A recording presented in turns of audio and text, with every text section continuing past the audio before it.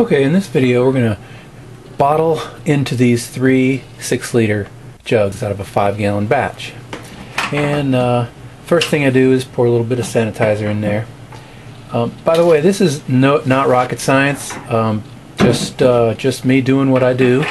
And you know, some people might find it boring, but a few might find it interesting. So yeah, basically just set the camera up on a tripod and I went over there and turned it off every now and then. So anyway, I got sanitizer in all 3 of the jugs, and I sort of sloshed it around a little bit to cover all the surfaces. I usually take a wet rag and just sort of fold it up, and that way it gets my my carboy at an angle, so it picks up more of the contents there. I don't want to leave too much behind. That what I showed you a minute ago was the bottling sugar, and I usually don't do this, but I decided I would clean out my racking cane and transfer hose. So I filled that up in the tub there, or in the shower. What I'm doing now is just pouring out the sanitizer back into the sanitizer pitcher that I keep, and I'm putting the cover on it and turning it over and letting it drip out, or drip down anyway, so that I can get most of the sanitizer out. I'm going to throw the carboy top in there too, and I got the caps in there. So I got some crummy caps on there now, and then I'm going to use the polyseal are the ones that I really need to use.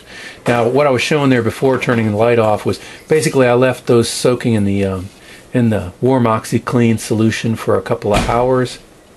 Because not really because I wanted to, but because I couldn't finish right then. I had to do something else. So yeah, this is a little rig I made up to rinse out the hoses and things. Just try to get as much water squirted through at a fast rate as I can to just make sure that that all the OxyClean is rinsed out. I'll put some sanitizer on it before I use it, but basically here, dump out the OxyClean and rinse out my bin. I'm going to use that.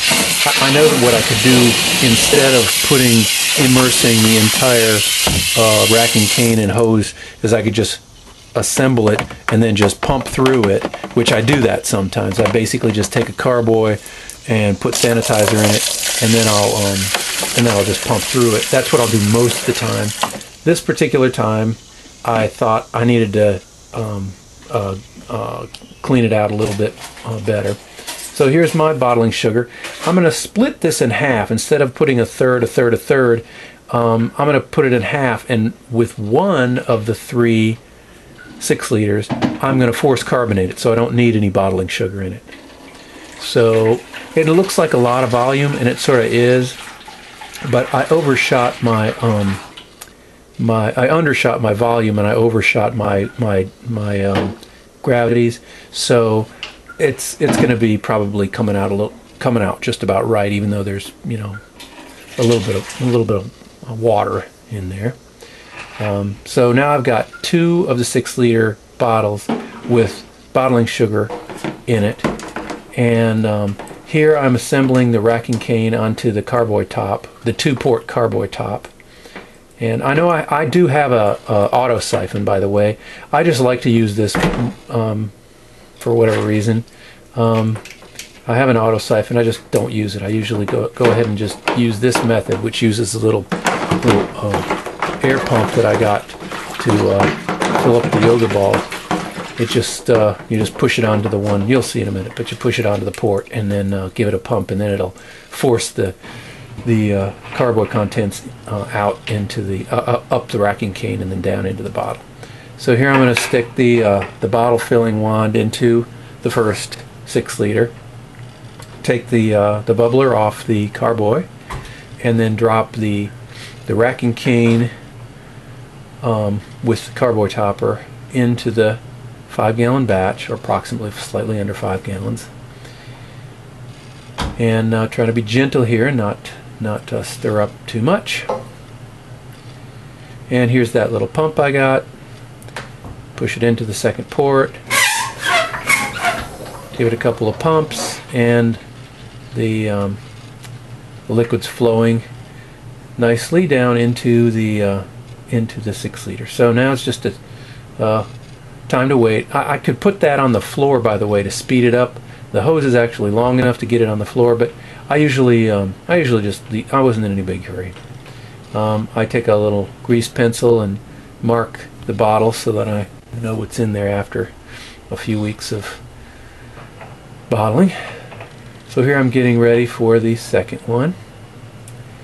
Again, that bottle there does have sugar in it. Oh, by the way, I had dissolved it and boiled it and let it cool. So here we're into the second one, and I was pointing out there that I fill these bottles up pretty close to the top, just so I don't have too much oxygen in there if I can help it. Put the cap on there, and you really got to crank these down pretty hard. And what I do is I take a balloon and put it over the top so I know if the cap is leaking. I've tried to use caps other than polyseal caps, and I had okay luck with the caps that actually came off of the 3 liter bottles that you can get at the dollar store for $1. But every other cap I tried did not work very well, so I use polyseal almost exclusively. And as the beverage level goes down, I push the racking cane down so that it doesn't stop. And so there we have it, done with the second one. And here we're into the third one. The third one is going to be the one I'm going to be force carbonating with the Miller home draft units. Here's the balloon on the second one. Just by the way, I'm recording this audio portion long after I got done with that, and those balloons did not show any signs of cap leakage. So here I'm finishing up. We're getting down to the dregs, and so I pulled it up out of the bottom of the carboy, finishing up through this bottling wand in the sink. And here I'm taking one of those 3 liter bottles that I got at the dollar store and dumped out what was in it and used the cap. And I'm using it to run sanitizer through the tap that I'm going to be using. The tap has been cleaned already. This is just sanitizer.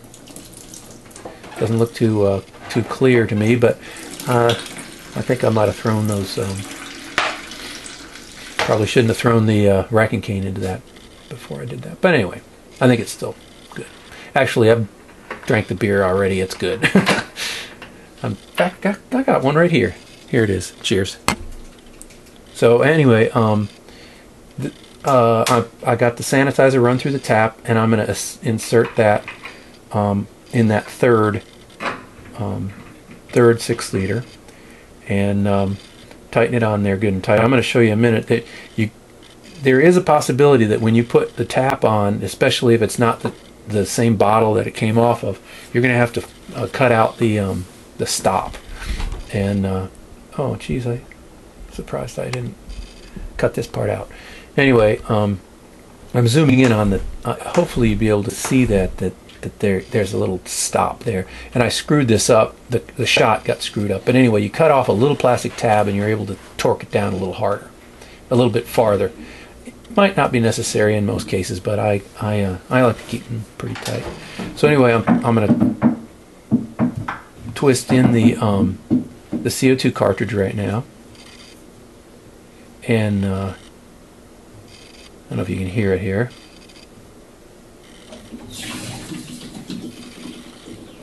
Yeah, so there's CO2 flowing in there. Now, what I do is I shake this thing a lot, and you can shake it, and you can hear the CO2 going into it. And the more you shake it, the more CO2 goes into it. So you can get a lot of CO2. You can get that whole 16-gram cartridge in practically without even it being cold.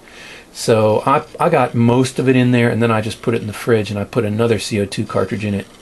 I don't know if you can see the bubbles there, but I put another CO2 cartridge in it the next day, and when it was cold, and I think when you get about, you might be able to see some bubbles there.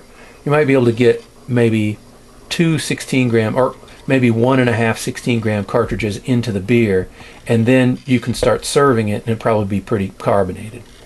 And then after that, you're going to have another cartridge to deliver the last dregs of it.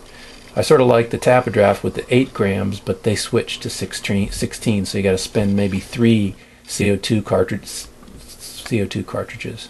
So I hope you enjoyed it. There you have it, bottling in 6 liters.